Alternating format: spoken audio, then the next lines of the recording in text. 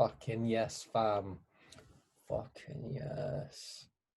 Where you at, Jim boy? Where you fucking at? Let's go.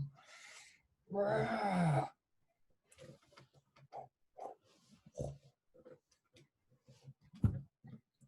Fuck you. Fuck you. Oh, fuck you. Yeah, fuck you. Because I've got it on gallery view. Fuck you. Oh, fuck you. Oh, fuck you. What more vocabulary do you need in this modern day world? Aaron You need Khaliq. ombudsman. Sorry? You need ombudsman. Oh, you do need ob. I can't say it, fuck. You daft bastard. Oh, no. Oi, Khaliq. Yeah. Fuck you. Me? Yeah. Fuck you.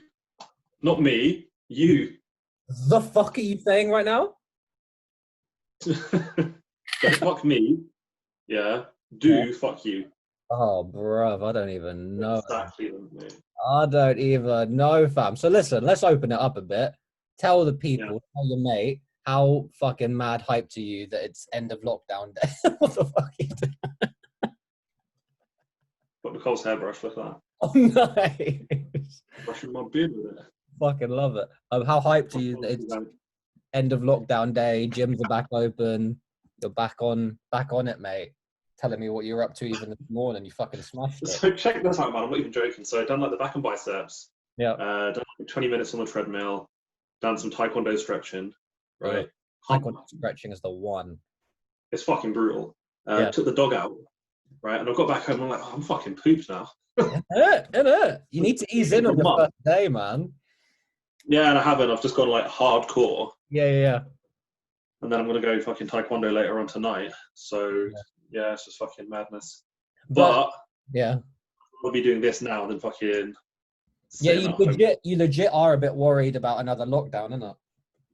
Yeah, definitely. Do you know what, Aaron? Let's talk about something that's on my mind. Then you just throw out the question. We'll bang this motherfucker out. But what are you saying? Because I feel like you're someone, because I'm hearing the extremes of the argument. You're someone who'll have a nice little middle ground somehow. What are you saying about the vaccine? I'm not opposed to it. I'm not one of these guys that's like anti-vax or anything. That's ridiculous. Yeah, like 5G shit. Yeah, no. And I don't believe that 5G is giving us COVID like lots of people thought at the beginning as well. Yeah. My only, I'm going to say issue. Yes. But my only like thoughts on it are, I don't want to be one of the first batch of people to get it, just in case there's anything. It's literally, I feel exactly the same, where I'm like, it's cool, anti-vaxxers are crazy, everything's chill. My one reservation is, I still wouldn't be first up though. No, yeah, like you guys go have it first. Let's see if you die. If you don't, or like you don't get cancer or anything, then I'll have it. I know. Yeah. And I guess soon it will like, it'll become a bit more like, right now it's a bit like, oh fuck, but when it becomes like, oh legit, you'll be able to do more stuff when you get it. It'll be like, oh fuck, I'll just do it. Everyone's doing it. Literally, that's what I've heard people say. Like I've heard loads of people saying like, oh, I'm not going to get it. Yeah. Random shit like that. And then you go, what about holidays? And they're like, oh no, yeah, if I have to get it to go on holiday, then I'll get it. In it, my guy. So listen, do you remember the wording of your question? Because I thought that it was sick. Shall I get my phone? Yeah, because I'm on my phone talking to you now, so I can't see it.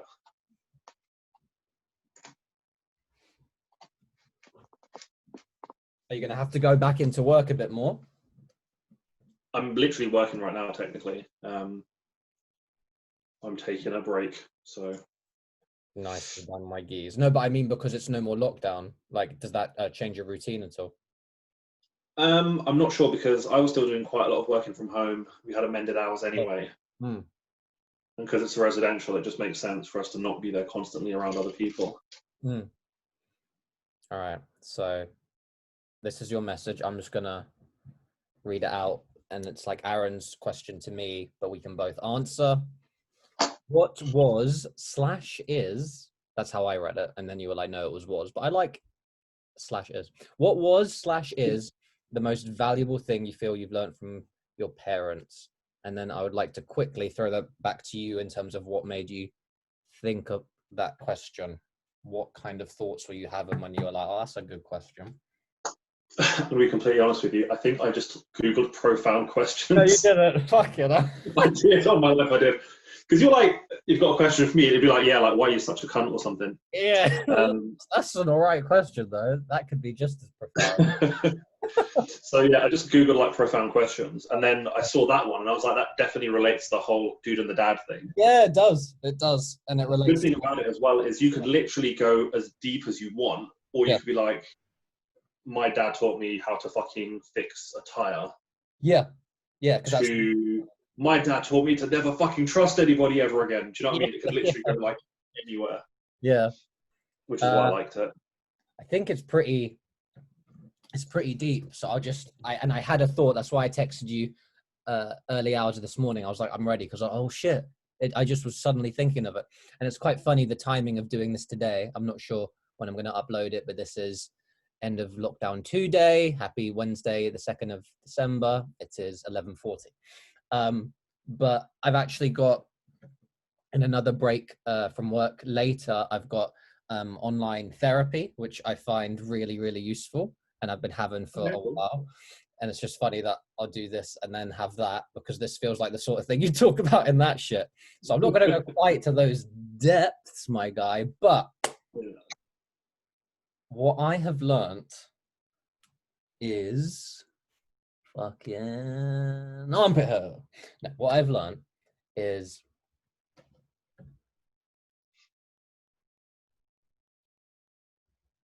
firstly, my mum putting Bovril on pasta, and she learned that from her mum, and it's now like a Bahlo family tradition, and no one fucking understands, but it's like my favorite. I remember you doing that at uni, actually. Yeah, it's my favorite pasta.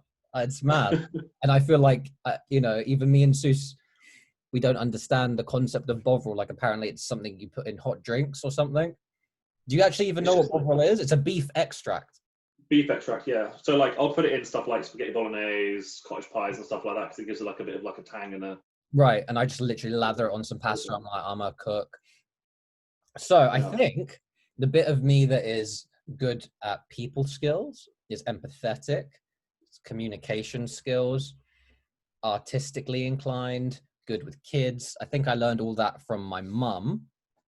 And she sort of, to be fair to my lovely dad, who was raised in a war-torn Lebanon and ran off to work quite early and had quite a lot of trauma in his life that I don't think he had the skills or modeling to process. She sort of raised me. So like, I'm in this house with two parents, and like sort of one raised me emotionally. Not that he didn't provide, he's a big provider, like he'll tick that box all day. But I learned from my mum who I am. Yeah. So that's pretty deep. So I was thinking about that. I was like, oh, you can talk about it for days, but it's sort of a bit of a letdown answer that lets you into this world of, oh, like the main intrigue there is, so what's your dad saying? Are you on about that he wasn't there, whatever. And I was thinking about it because I always find you and me an interesting counterpoint with you being so close to your dad. And I was thinking, okay, but I love my dad. He's a good guy. He's just very different, raised in very different circumstances, all this shit. And then I think I realized maybe it's so funny how we come to some of these conclusions sometimes with just Insta quotes or Twitter quotes. You know, when you see a quote and you're like, oh, I'm immediately reflecting on my life because of that one quote. But I did see one of those quotes, and it was like, the whole point of life is like the challenges you have to unravel, especially the big ones, the lifelong ones, the ones that from early adolescence, you're like, oh, fuck, this is my struggle. And then like you're in your 30s and you're like, how am I still dealing with this? And it's like, bro, that's what you're here for. It's to constantly be working on it, resolving it. It doesn't have to have and then I fixed it, and me and dad now go to watch arty independent movies and chat about our feelings. Like, it doesn't have to wrap up like that. It's like, so I think what I've learned from my dad, bless him, is I think there's a lot of shit that we all have from childhood, and that's a fucked thing and nice thing to reflect on as a new parent, which is the shit you're going to be dealing with for the rest of your life. Not doesn't have to be like insanely hella deep or traumatic, but it is imprinted in childhood. And then there's that weird thing where like people who have super healthy childhoods and not too much angst or whatever familial psychological shit, those first 3 years are so important, as they say, and all that stuff. People who don't have that, like, bless them, but then they sort of, when life gets real and shit gets real, and like you have your first experience of actual suffering, you're probably not as prepared as someone a bit more resilient who's gone through shit. And obviously, if that goes too far, it can break you. But yeah, all of that to say, I think I've learned from my dad. I need to be very delicate here. I've learned from my dad that life is fucking tough until you die and you have to deal with that shit. Now, I've learned from him that, you know, there's a big part of the world and life that I find difficult, and it doesn't have to kill you. That's nice. Oh shit. Because I think you actually asked me about it once. I upload these song sketches onto YouTube sometimes, and I had this one called I live in, what was it? I lived in sheds, I lived in cupboards. Oh yeah. And that was in my mid-20s when I was going through a depressed phase, and I legit used to fantasize about, could I just fucking hide in the loft and like go forage for food in the house, and that could be like my life. Like, shit was unreal bad. Like, wow. Yeah, and sort of you were there for the first inklings of that when I used to just hole up in my room at uni. Yeah. And I don't know what spiral it was that made me think, oh, okay, I can just stay here. Avoiding life became this thing. And I'll never forget that, like, at its worst, I was literally, so I was in my room, people in my house weren't really talking to each other. And I just wanted to, like, if anyone did pop their head in, I wanted to not be there as well. Because it was like, you know, at uni, I could just lock the door. But here I was like, I'm in the house, but I don't want to be here. I don't want people to see me. How do I hide here? It's very hard now that, like, I'm a functional adult to, like, get back to this way of thinking. But somehow, during specific parts of the day, I would end up in the cupboard. I have a very big cupboard, and I cleared it out and I made space. And I just put on random podcasts, something to, like, just be a fucking white noise on my brain. And I'd, like, for a few hours, maybe when I knew someone was home, I don't quite remember. And it felt like very necessary. And it's very odd, obviously, to reflect on, but I'd be in the cupboard, just sort of be hunching over. And I remembered I'd, like, have a time where, oh, it's free again to come out.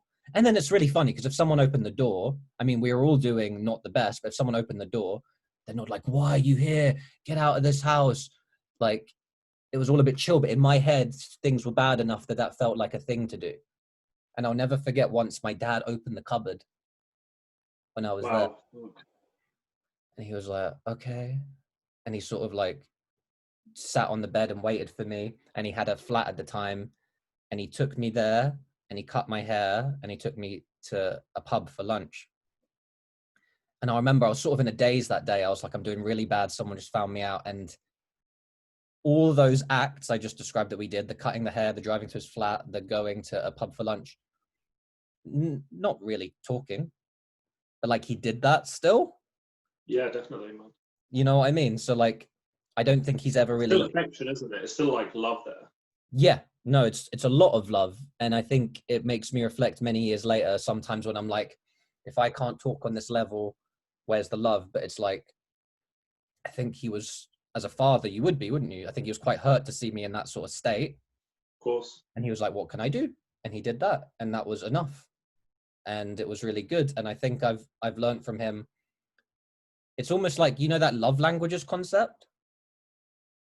I'm not sure. No, so I think it's this concept that, like, people in relationships can sort of use, like, a bit of a emotional intelligence profile, and then, like, see what, in communicating love or whatever the fuck, what's your ideal way of doing it. So there's, like, acts of service, there's, like, physical affection, whatever. But that's more of, so, like, it's quite interesting how they sync up and complement each other, because I actually think having different personalities in a relationship is really good. But I think the theory is, but your love language has to line up still. So I just think all of this to say, the thing I think I've learned from my dad, and that I'm still learning and want to continue learning, and I think probably applies to a lot of people in different ways, is if you take that out of the romantic context, love language, and it's more like a how you live your life language, I think you need to know whether it's people, circumstances, challenges, opportunities, whatever. I think you need to know how the way you do life, when life gives you back things you're not good at, how do you stay in the game? You know? Because I think I used to get knocked for one and be like, oh, fuck, like, I'm too scared to commit suicide, but fucking hide, avoid life. And it's like, whether it's like talking to my dad where I'm like, oh shit, this communication just isn't the one, but like staying in it and being like, but like, I know he loves me, or like talking to a colleague who is fucking dense as fuck and being like, well, I have to sort of stay here. I'm not going to like not stand my ground. I really, really have learned that from my dad of like, oh, it's a really bad word, but it did occur to me the other day. I've realized what triggers me from my dad. Okay. You know what I mean? So like now, I think before when something triggered me, so let's say in a pretty highly strung confrontational moment, let's say my dad shouts for a minute. I'm not saying he is a big shouty guy, but let's say he does. I think back then I was so confused by what triggers me and what I struggle with that like, I was like, oh fuck, should I just shout back? And he'd be like, no. I'd be like, yeah, but what about you? And I'm like, oh, I matched his volume. I'm going to win. You have to do it back to them. If someone's being dense at work, be fucking dense back in their face. And I think a really big thing I've learned from my dad is like, if you step back from it, that's not how I fucking work. You know what I mean? Like, I'm not gonna, I'm sorry, I'm really bad at a lot of shit, but I'm really good at communication. So if someone's giving me really bad communication, I don't have to sink to their level. I can sort of stand back, analyze, and if anything, ideally, if I'm in a really good place, play it. And be like, all right, cool, you be mad. It makes them look like a bit of a prick if they're losing their shit. So yeah, it was really nice actually to reflect on how, and it brought back this feeling of responsibility you and I always talk about when we talk about Jordan Peterson, where I'm like, rather than being the, oh, didn't love me child, to actually be like, in the way that he could, with the tools that he had, my dad, loved me fucking terrifically. And the more that I come into my own in my manhood, I can actually probably help him out a bit. I need to get out of this idea of like saving him. Like he doesn't need to be me at fucking indie cinema and like talking to an online therapist a week. But I think I can help him a bit more because obviously we're getting to that age now where our parents are a bit older and that dynamic reverses anyway. I think actually, you know, I spend a lot of time thinking, whether it's like talking to you or other people, like, oh, close relationships with your dad, a model of masculinity. These are all things that I had to sort of assemble myself. Yeah. Like being a bit like, woe is me. But then you look at the other way, have some sort of abundance mindset. And it's like, you know, you don't want many people to open the door of the cupboard that day. There's not that many people you'd be okay with that doing. And the way that he reacted, it was kind of just very baseline, pure compassion. And if anything, someone who was more chatty that day would have like overwhelmed me. I just had to be out in the world again and slowly. So yeah, it's fucking deep as shit, isn't it? But like, it did make me, it put a nice, like Googling it was a good shout because it really led to some cool thoughts about it. Jeez, man. Yeah. And do you know what? I didn't know how deep you were going to go with it. But that's pretty deep, man. Neither did I. When you texted it to me the other day, I was like, oh, fuck. Shall I make it the simple version of just like thinking of something useful?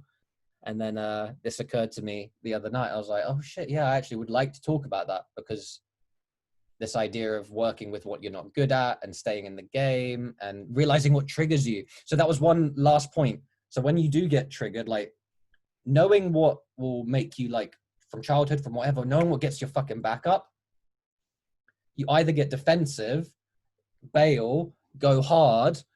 And now I've got this thing of like, actually just like, it's almost like watching maybe your kid or like a younger brother get fucking riled up. What would you do in that case?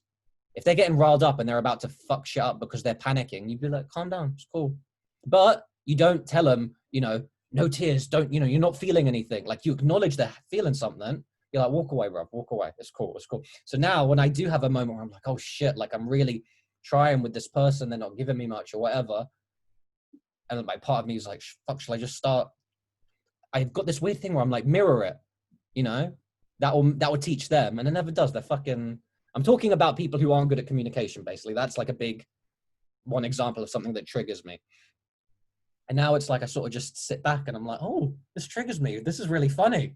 How like it gets me. It's a weird, curious thing that I've noticed about me now that in a certain context, someone who's bad at communication, and I really want to work on feeling more compassion for them, understanding that it like no one is doing it intentionally. Like I used to take it as like hostility, but people don't have those skills, or they don't mesh with mine. They have their own kind of way. So yeah, I'm You know noticing. what as well? Sometimes just like communication isn't the way forward either. Because Good shout. Yeah, what do you mean? me and my dad, that was always a thing. Like we were able to like communicate about everything. Whenever anything went wrong, like the default thing would be like we'd sit at a kitchen table and talk about something for absolutely hours, right? But then I got to a point where I thought that was how we dealt with everything, right? Ooh, yeah. So my dad would be like, Aaron, can you just do this for me? And then there'd have to be a whole debate about it. I'd have to like say what I thought and stuff. And he got to the point one day where he just went, can you not just do what the fuck I'm saying? Don't ask me any questions. I'm your dad. Just do it. Yeah. And for me, that was a bit of a head fuck because I'm like, no, we don't have that relationship dynamic. Yeah. We talk to each other almost like contemporaries and all this sort of stuff. And he was like, at the end of the day, I'm still your dad. Yeah. And then I was like, right, okay, cool. So that like put it back into context for me a little bit because we did get really like friendly in that kind of way. Right. It's almost too matey. Yeah, absolutely. Yeah. So that's even communication in that sense is you need a balance of it. Yeah, right. Like just because that was the thing I was deprived of with him, it's not like you just pour bare communication on it, it's fixed. It's all about the balance of whoever or whatever you're dealing with. So with your dad, taking just a bit of that off probably helped a lot, right? Yeah, I guess so in the long run because it sort of does put it back into context because like I'm saying, I did think that everything was up for discussion, everything needed my opinion attached to it. Right. Yeah, so in terms of being a dad, he 100% did the right thing. Right. I didn't like it at first because I was just like, why is he treating me like a kid? Right. But no, and I'm guessing that compared to when you were a teenager and most thoughts that entered your head that were more profound would get run by your dad, as you're getting into manhood and fatherhood, you can be a bit more selective. Like a lot of your shit, you either talk to your peers or think about yourself or talk to your wife, like, and you run your dad by like really important stuff, but like it's not every passing thought like it would be when you were younger, maybe. Yeah, it's probably more now just if something's troubling me or I'm stressed about something because I tend to not go to Nicole about stuff. Interesting. Because anything that I'm going to be struggling with as a dad or a man, like, no, that's your shit. Two thoughts on it. One is a woman's not going to understand where I'm coming from as a man. Sure. Right. Yeah. And the second one is like, I know this is like a really old school kind of mentality, but like, I'm supposed to be the husband. Okay. I'm going to use the word. I'm essentially the patriarch of the family. Right. I need to be the one that has his shit together a little bit more. So that doesn't mean I don't tell her when I'm stressed out, tell her if I'm feeling depressed, whatever. Like, I'm still very open with her. Sure. But what I used to do, and I definitely did this in previous relationships, and I used to do this with Nicole, and I've got to the point where I'm like, wow, that's not how the fuck life works. Right.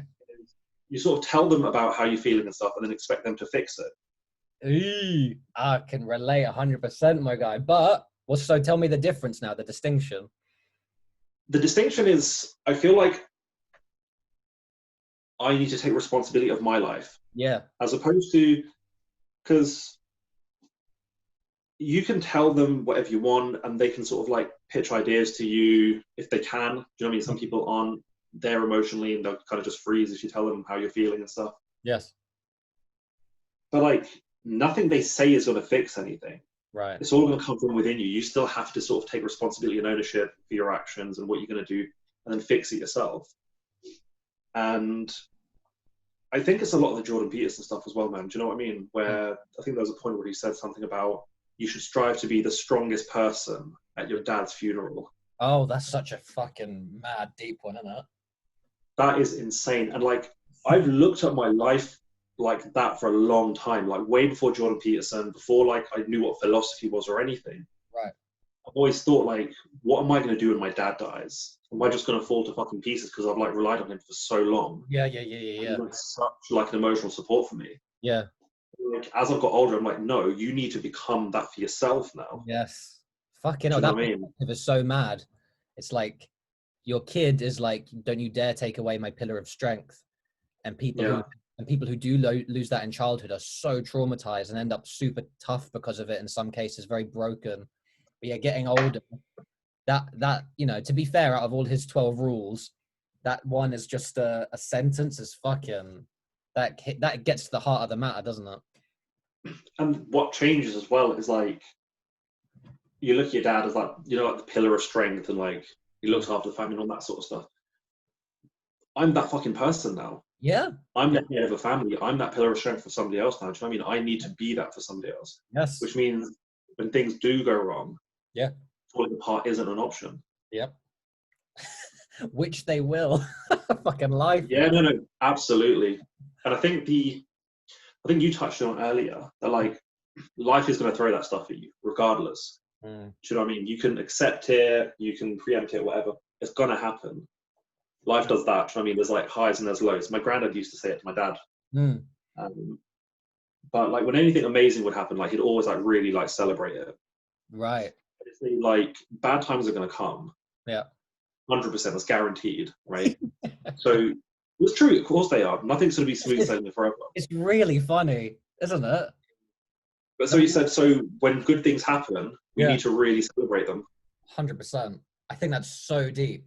I was listening to this stand-up comedian the other day talk about how he was Norm Macdonald, my favorite, about how in his youth he used to like think about death a lot, and then he was like, he came to this point of realizing, imagine if I'm 80 and I do actually finally get sick, and I look back on my life and I'm like, oh wow, what did I do with most of my life in terms of the energy in my brain? I worried about dying.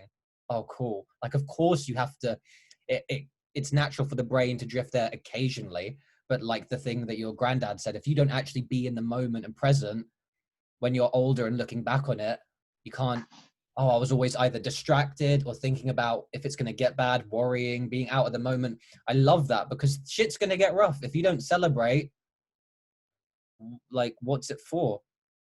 Because the bad times will throw you off course anyway. So why not have really soaked up the best that life can give you when you can?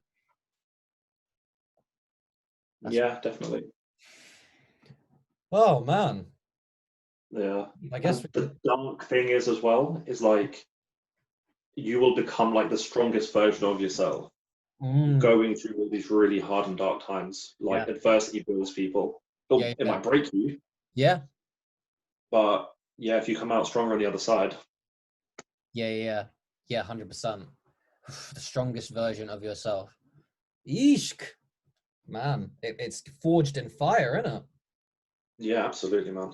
Because isn't it interesting? Because I think you and I have talked about this again. Like with our generation compared to previous, there's no fucking big thing. There's no like war that we're all getting over, and men getting sent to work is different. We're all fucking just doing a lot of this and whatever.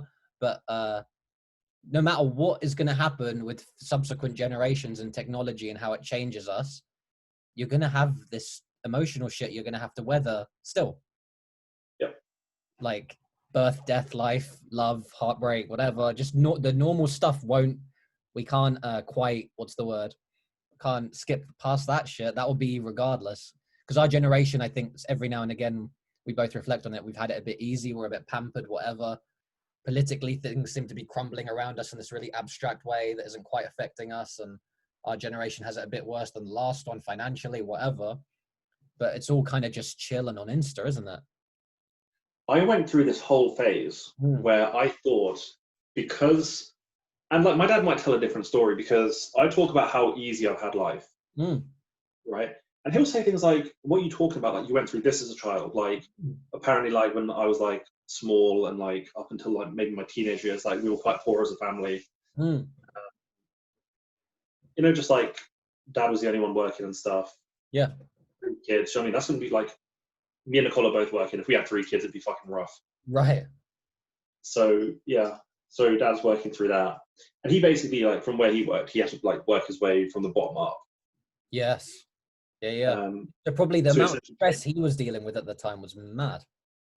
No, of course. And he was so young when it happened. Do you know what I mean? Like 20s, early 20s. Can you imagine? We were still at uni. And this guy's like got a house with 3 kids and stuff. I actually can't. That's that forged in the fire shit where it's like do or die. Either step up and become that strong version or not. Yeah. Yeah. You're saying it put a different perspective on actually we all go through stuff. It's all relative.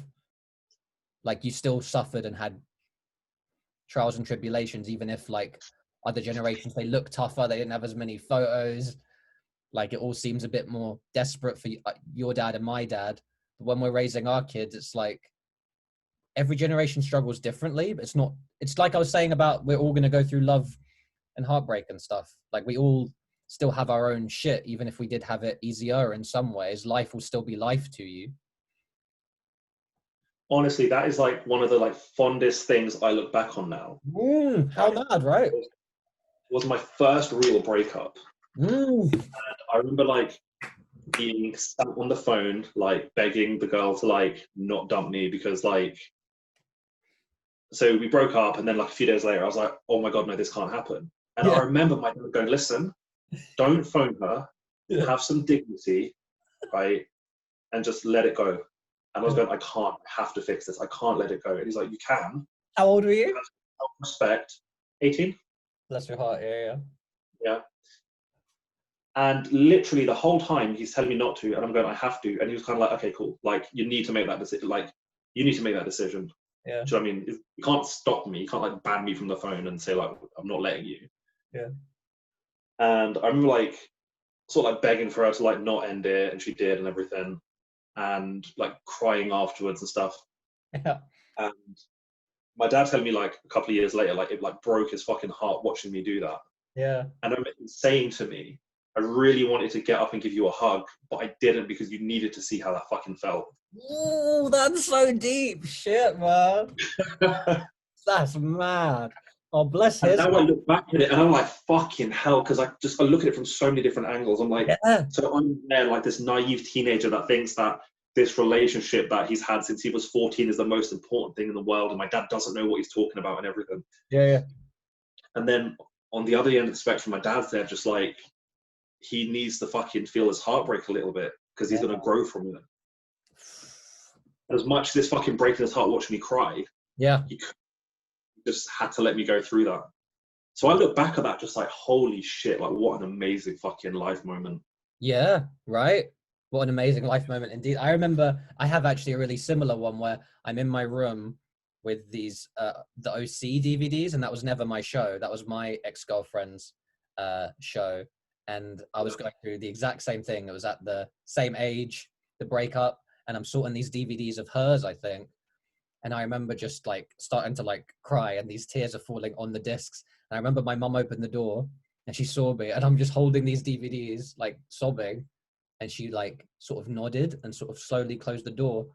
And I remember thinking like, oh, like come hug me. But I was also like, no, like I sort of need my privacy. Like I think she was literally doing the same thing as your dad, where she was like, it's his first heartbreak. He needs to sort of feel this. I'm not like not here, but you can't like rush. Oh, it's okay. Like it's not okay at that time. It's not. You don't always have to fucking fix everything. And I think that's one thing. As I get older, I realize I have to be very conscious of when I talk to people about deep shit and problems. Is in a very kind, loving way. People do just want to fix stuff. And sometimes you just need to vent, and it needs to be okay that things aren't okay. That's very okay. And I think your mum and my dad in those moments were like quite instinctively wise, because like if that was too managed, like what's your dream when you get the breakup? So like if I can't get the girl back, it's like, oh, my friends come, we go for a party, I meet other girls, my parents have deep talks with me, blah, blah, blah. Like it needs to just be messy and whatever. And sometimes you need to be really lonely and like, oh fuck, I've really lost something. It needs to not be fixed. That's how you fix it.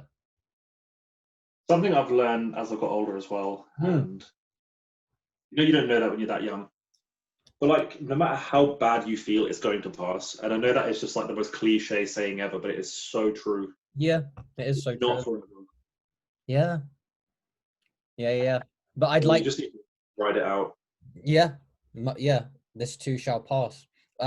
Before we sign off, especially if it contrasts with mine nicely, or like you've just got a quick thing off the top of your head, what's your answer to that question? What's the most valuable thing you learned from your parent? Might have touched on it already. This is a proper deep one, you know. Yeah. That was exactly me at the start. I was like, what way can I take this? What's the actual answer?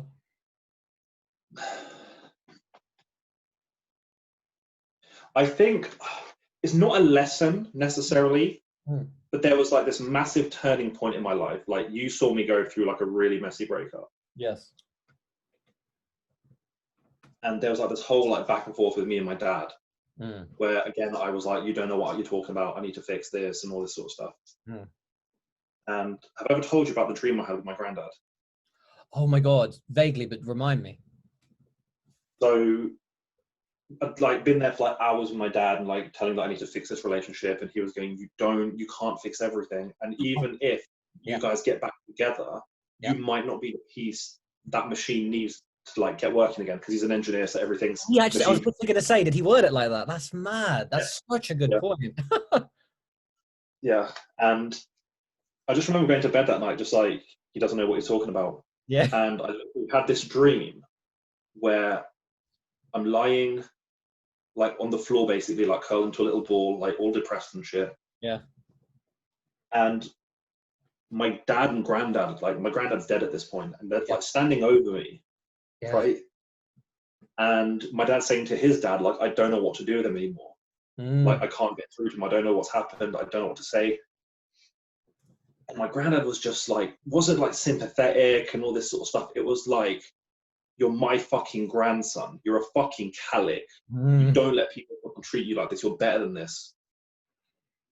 Do you know what I mean? Like, no fucking grandson of mine is going to be treated like this. And like, literally just injected life back into me, man. Like, from this dream.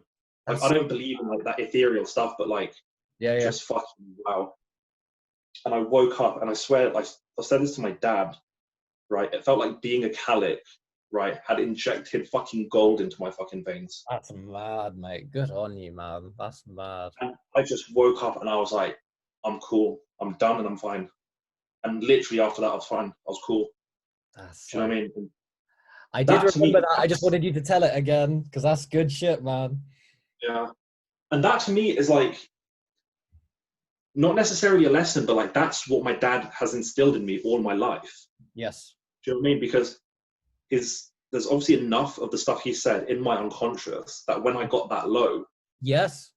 That was embedded in there. Back out.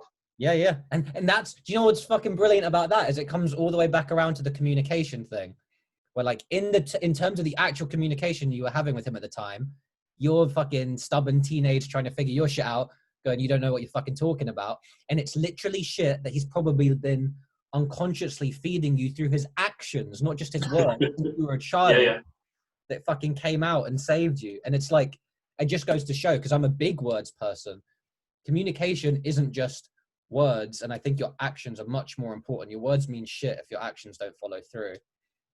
And I think that's a big thing. I remember I saw, so it's funny now because like I consider this guy like a friend now, and like he's the one that got me to jiu-jitsu and everything. But I remember seeing the guy that my ex left me for on a bus, right? And he literally like looked out the window and just carried on with his business. Like, didn't like look at me twice, just was like, looked, saw me, and like went about his life, right? Yeah. And I'm walking the dog with my dad, and I just went fucking ballistic. I was like, that fucking motherfucker looked at me, I'm gonna kill him, blah, blah, blah, all this sort of stuff. And I was like running for like a good like 30 seconds to a minute. And after that, my dad just went, you done? You okay? And I went, yeah. And he went, what was that? And I went, I don't know. And he was like, I'm proud to see that part of you though, because apparently it's like a really sort of like Kashmiri, Punjabi type thing to do. Right. So yeah, like apparently that's just like what my granddad used to be like. That's what like our people are inherently like. Like the way he describes it was, you beat fuck out of somebody first, and then figure out afterwards what went wrong. Yeah. Do you know what? Obviously that writ large can get pretty messy, but I think in Arab culture too, something I admire a lot and whatever is being expressive with your anger, not necessarily being like blunt or especially violent, but not like, I think I've got this English thing of internalizing it a lot and questioning it and looking at it. But when I see even the Italian side of my family, my nonna, who would just, any anxiety or anger, you'd immediately get, I can't find a good word for it if not violent. It's almost like colorful. Like sometimes I'd hear my mum and nonna talking in Italian. I'd be like, oh my God, they're having such a bad argument. And then mum would hang up and just be so chill. It's just like in that language, in that culture, with negative feelings, because that seems to be kind of the smart thing to do with them, rather than do this. You're like, blah, blah, blah, blah, blah, and then it's like, had a nice little shit there of feelings, and it's They out. do that though, and then they live to like nearly 100 Exactly. because they don't bottle it up. Do you know what I mean? They haven't got all this Yeah, stuff like repressed and that's what it is. killing them from the inside. Do you know what I mean? Like Yeah. they're expressive and they get that stuff out of them. Yes, mate. Mate, this has been good shit. Oh fuck, we really did take the deep route. Yeah, definitely, man. I think it's a good thing we're just like doing this as keepsakes at the moment, rather than. Let me tell you something else that happened as well. Please. And so, yeah, this is so like it's not weird. It makes perfect sense. Yeah. But so for a while, my dad used to say to me that I would sort of like demonstrate behaviors and attitudes and talk certain ways and behave in situations the way that my granddad used to when he was younger, right? Before I was even born, right? So once he was a granddad, like massively calmed down. So I never would have sort of like seen that kind of fiery side of him. And my dad was like, it's so weird that like you behave exactly like him, but you never saw that. And I remember once I was like getting like pissed off about something and really impatient and like having to go at people and stuff. And my dad was just fucking smiling. And what did he say? He went, "It's good to see that my dad is alive in you." And I'm like, fuck, man. That's pro fucking found, isn't it? Because who knows who Jacob's gonna be like, and like that's how we do outlive our own physical lives, isn't it? It's these genetics and these personality traits. That's so mad. Yeah, crazy. It's bizarre as well though, because like one of the traits that he used to have was like he'd hold a grudge with people forever and he'd be like angry with people and stuff. And I used to pride myself on that because I get compared to him. I'd be like, yeah, I'm this and that, and like fuck these guys and all this sort of stuff. And then I got to a point where I'm like, nah, do you know what? Like, as cool as it is that you like your granddad, like it's not conducive to a peaceful life. Like, you need to rein that in a little bit. Yeah, and just like you have to pick and choose at a certain point if you actually have the wherewithal.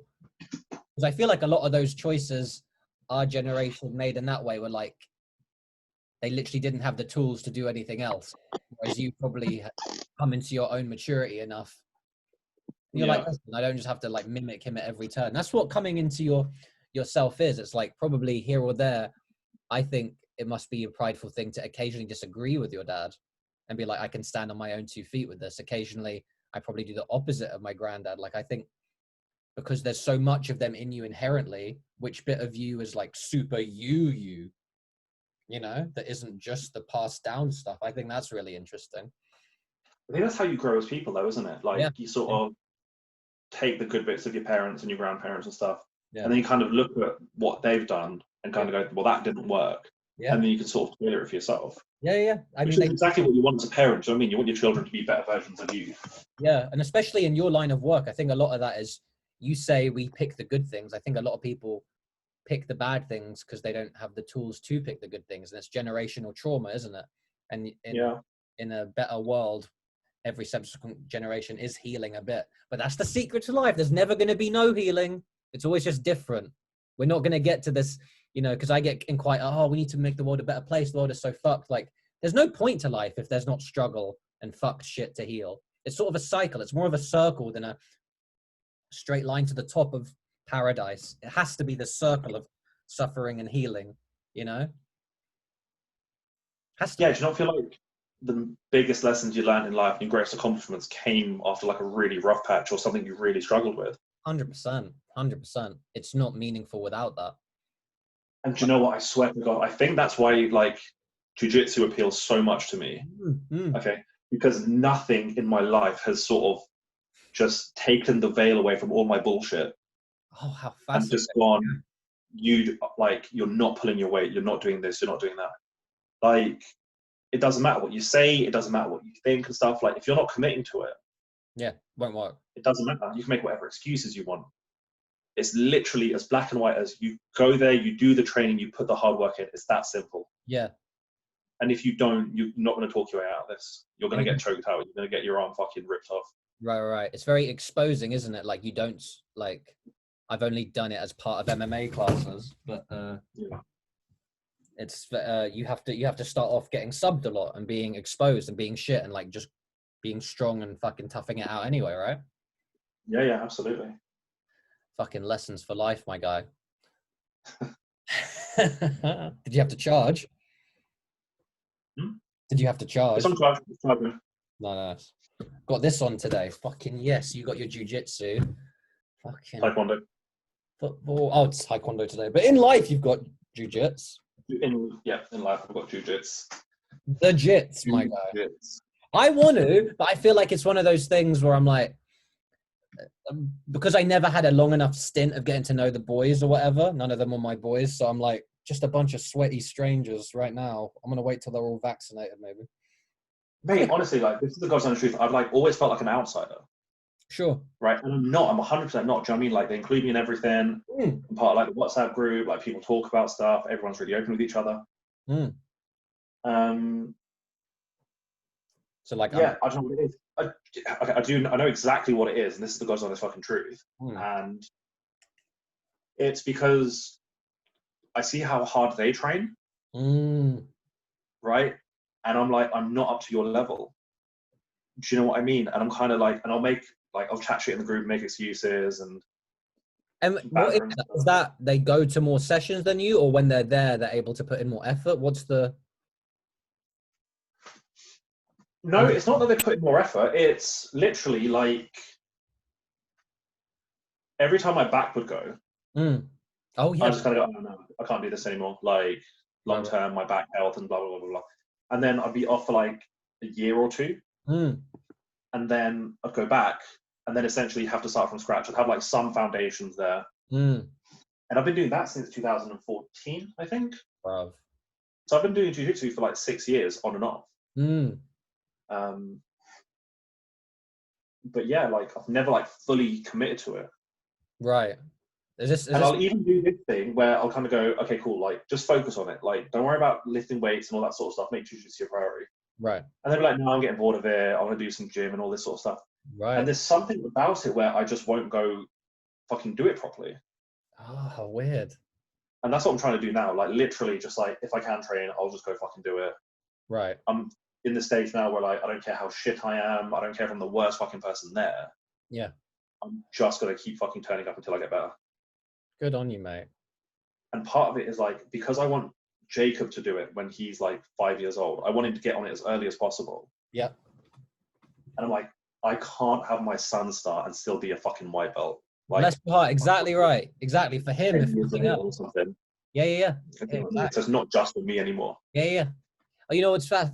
I've just got a funny little parallel with that, where I'm like, fair enough if I'm not going to make my living off my art, but like I don't want to raise a kid in this world where I'm Mr. Frustrated I never recorded an album. I'm doing that for myself regardless. I need to have a kid who sees like, yeah, even if the world didn't give back what I needed to make it perfect, I fucking did it anyway. Like I need to raise a kid in a world where I've been able to do that. So I love that thinking on your part. And just to say, with you currently getting in that mindset, whether it's learning a language, doing a martial art, even writing, I think right before breakthroughs sometimes are when it's the most frustrating, because everything in a learning process is peaks and troughs, right? And I think I've read this in a few different places where sometimes the most fucking, this is so hard, I can't, you're like, I want to have variety. I want to not 100% focus on this. But I need it. It's like, if you really stay in that and don't pussy out, basically, if you stay in that, a breakthrough isn't too far away. I think that can hold true sometimes. Honestly, this is where I am with it. Okay, so with jiu-jitsu specifically, like everyone's training, so everyone's getting better at the same time. Right. Okay, so if somebody's better than me and they're training more than me or just training as much as me, and we're kind of doing that. Yeah. Right, I'm improving, but like, I can't tell. Because so is he. Yeah. Right. And then I have this weird thing where like, I'll get stripes on my belt and stuff because they're like, you're really putting the work in, you're trying hard, you're improving and all this sort of stuff. And I'm like, I'm not. You're doing, like, I don't say this, I'm like, you're doing this as a sympathy thing. And I reckon I'll be 100% the same when I get a fucking blue belt.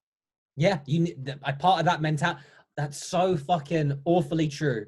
If you actually, this is a bit different to the celebrating life at every opportunity thing. If you super embrace like success and like self-congratulatory energy, you're not motivated. Like, even though it's a bit of a torment, you need to always be a bit like, nah, like there's more. Or else why, if you, because I was about to say to you, you're being too hard on yourself with what you've got going on in life, getting stripes, putting in that work. You do deserve a bit of recognition. But then, yeah, you literally came back to it. If you're really like, guys, I got a stripe, I go to jiu-jitsu. Like, if you're enjoying that, how are you going to get to that next level? I No, think no, no, absolutely not. there's a balance there where you can't be fucking full of self-hatred about it, because then you'll burn out and stop going at all because you're so stressed by it. But I think you're at a good place with that, actually. Yeah, maybe. I don't know where I am with it at the moment. Like, it's still quite like new in my head, so I'm still like kind of working through it. Because like, so we recently had this conversation in the group where the instructors were like, we're going to do a white belt alpha competition. The winner's going to be like declared white belt alpha. Ooh, okay. And so everyone in the group was talking about like who was potentially going to be the alpha white belt, and like I not for a second thought it was going to be me. Like, no fucking way. Because I'm not going to say why, because about other people training and stuff, but like, yeah. And I like, and it's my fault. Like, I did nothing through lockdown. Do you know what I mean? Did no cardio, did no sort of like jiu-jitsu drills, did literally nothing. Just like sat on the couch watching the TV, eating junk food. Sure. And then when it came to like the competition, they're like, yeah, we're putting Aaron in as well. I was like, hold on, like my name was nowhere near any of your mouths when you're talking about alpha. Why the fuck am I in it? Right? And they're like, no, you're one of the white belts. Like, everyone does this. Yeah. Get on with it, kind of attitude. Right. And I just took it as like, no, you're just trying to make me look bad. Oh shit. I know I'm not going to win. Yeah. Why are you doing this? Do you know what I mean? And it's not about that at all. Like, it's just about everyone going there, competing together, growing, learning. Yeah. But I just took it the completely wrong way. I love that about you, though, is that you can both feel that shit. It's like your dad was saying. I love that you actually feel like something that's like, oh, come on, get over it. But you feel it properly, because we all have those reactions. But then afterwards, you can step out and look back on it and be like, oh, a bit of a, come on, mate. You don't have to stay in that.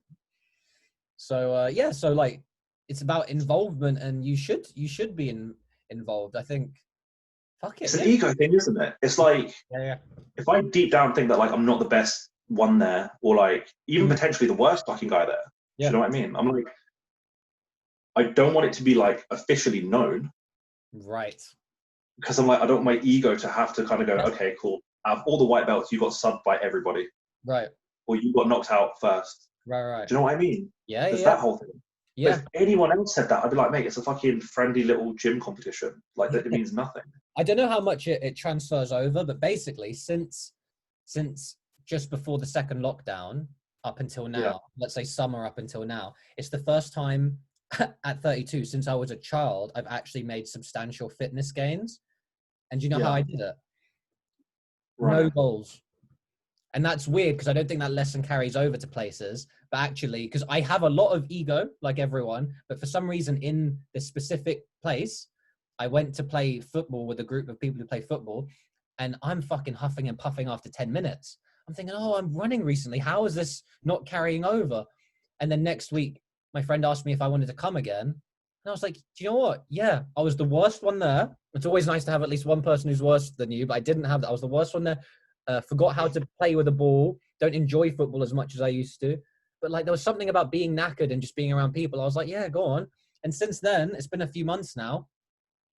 And now, you know, I'm not the worst one there, and I can actually run for the full hour, 90 minutes or whatever. And I've almost tricked myself into like something about the running and the adrenaline and the having fun, the togetherness, whatever it is. I've almost like, I enjoy it just for that. And then later I've realized, oh shit, literally in a few months, Aaron, I've improved. When I was a kid, I used to be Mr. Tiny 100 meters. And the idea of 400 meters, like I would come in fourth or fifth for 100 meters or whatever. I didn't have any stamina. 400 meters would scare the shit out of me. And now, you know, I've just been running a bit this year, and now I can do a half marathon. I've done 2 out of, and I think that's just, I wasn't like, I'm going to do a half marathon. I didn't have this, like, this is where the balance comes in. Cause I think you have to be a bit on yourself and not taking, like, I haven't celebrated the half marathons like I'm fucking changing the world. Because some people you see on Insta, every fucking landmark, it's like, well, again, I think it's nice to appreciate it. But on the other hand, for me with fitness specifically, I remember a few times in Leicester, I'd be like, I'm going to get it together. I went to MMA, I'm doing sit-ups every day. And after maybe a few weeks or a few months of like not being like super Saiyan now, I'd be like, oh, fuck this, man. And now it's like, I've actually dropped a little bit of ego there and a little bit of like expecting immediate results where I'm just like, have consistent parts of your routine. Like, it's almost going to be like if we do the self-authoring thing. I think it holds true. If from now, 6 months later, minimum 2 times a week where you're doing a thing, 3 times a week. If you like take your ego out a bit, which is impossible, but if you do, the objective truth is 6 months later, you'll be better at the thing. 100%. And I think it's a good thing to remind yourself because you get all in your feelings about it and you're like, I want it sooner. I could get better this way. Blah, blah, blah. But if you just take all that out, consistency, figure out consistency. I think for me anyway, that's been the big key. If you can figure out consistency, sure, worry about it, get in your feelings, blah, blah, blah. But if you don't have the consistency, you're not going to have anything to work with. So that's something I've learned that sort of relates. Yeah. It's mad, isn't it? That like you just get into your head that much. And to everyone else in the world, they're like, Yeah. Are you coming training or not? Are you going to come train or not? That's all they care about. Do you know what I mean? Yeah. Like, just train. That's all it needs. You just need to turn up and just do the fucking thing. Yeah. That's it. Do the fucking thing. Yeah. And your brain stands in the way of that. Man. Because it's got an ego and it feels a certain way about itself, and going there might change the way you perceive yourself, and you like that version of yourself. It's mad. Yeah, and to be fair, definite challenges we didn't have when we were younger. You only do have so much energy a day. You're raising a child, you're busy with a job, you have relationship shit to deal with, you have commitments, you have responsibilities. I think you actually have to factor that in properly. And yeah, me talking about finally making fitness games. I'm a 32-year-old man. If there was a ghost of Christmas past who was like a fitness coach watching me all throughout my 20s or here or there, I'd be like, yeah, I want to get in shape. He'd be literally watching me going like, bruv, you don't do it. You talk about it, you dip your toe in, you don't fucking get it done. Though. It's so funny to think that, this is why I'll never give up on people, because I'm 32 now and almost by accident, I'm actually like physically taking care of myself and enjoying fitness. And like, yeah, I probably should have in my 20s because that's when you've got it naturally. A part of me is like, fuck, I should have been a bit more in shape. That's a bit long. But understanding yourself, and for me, when you talk about how mad it is that it's the simplicity of doing it, like it becomes this makes it a bit more bland, but it really helps me. Habit forming, right? To make a habit, it takes so much effort. So let's say today you get up and you have to do something that's new. The amount of effort that would take compared to you doing this job that you're used to is a lot more, right? So for me, I always just think of it as I want to make it's every day. I am not going to be Hercules and conquer a new world, right? So I just want to say, almost trick myself into having the habit already. That first time I went to football and I was doubled over after 10 minutes. If I have to put in that amount of effort every time to play football, I would be burnt out. It's realistic. But you do it enough that like now it can be like, oh, I don't even have to, it's not too much effort to do it. And for me, that's how I've almost built up to this thing of being like, I used to think of like, be your best self every day, to fucking smash it. And it's always hard. If it is, you can't do it. You have to make things easier. It has to already be part of your habits. So I've got something similar with the gym, because for some reason my ego doesn't apply there. Like I can do like weightlifting competitions with people and stuff. No, I'm not going to be the best. And I don't care. I just go and have fun with it. But yeah, it's absolutely that. Like there are days when like I would rather sit on a spike than go to the gym. But I will never miss the gym. I will just go, cool, you might go there and have a shit session today. Yeah. Just go do it anyway. If it's shit, cool, you're there for an hour, you come home, so what? Exactly. You haven't lost anything. Yeah. Because one way I used to trick myself out of it is, and this is such a funny thought, because I do the same now with running. Even if it's not going to be a good run, do a short one then. And part of me is thinking, literally, as I'm getting ready to run, while I'm running, after I've run, is like, if I hadn't done today, it wouldn't have made a difference. It's the one short run. If I took this 30 minutes out, it's fine. But literally, if you get committed to that thought, you can talk yourself out of anything. So you have to appreciate that every little shitty session does count, because it's just building the repetition in your brain. Literally, today I want to run, and part of me already is thinking like, if I skip Wednesday, I'll do Thursday. I'll do Friday, blah, blah, blah. But like, no, it could be a bit bad, but I'm doing today. It needs to be a familiar feeling. You need to go towards things that reward you back, man. This is funny. We There's got a here quote from I heard about that before, and I'm like, it so perfectly sums up this. And say it's it. successful people do what they have to do, whether they feel like it or not. Yep. Yep. It's not about your Doesn't feelings. matter what you want to do. Yep. Doesn't matter how you feel. If you're trying to achieve this goal, Yep. you just do it regardless. Yeah. My uncle's been trying to teach me that since I was younger, and I used to find it so bad. He used to always tell me, don't be ruled by your emotions. And I always used to find that phrase weird because I used to think he was telling me, you're too emotional, I'm more intellectual, be more like me. And I'd be like, well, like the fact that I understand emotions, I think is a good part of me, and I'd be defensive. But like, I love that idea now of like, yeah, emotions are meaningful. They're a part of life. They're a big part of life. If you're ruled by them, where does that lead?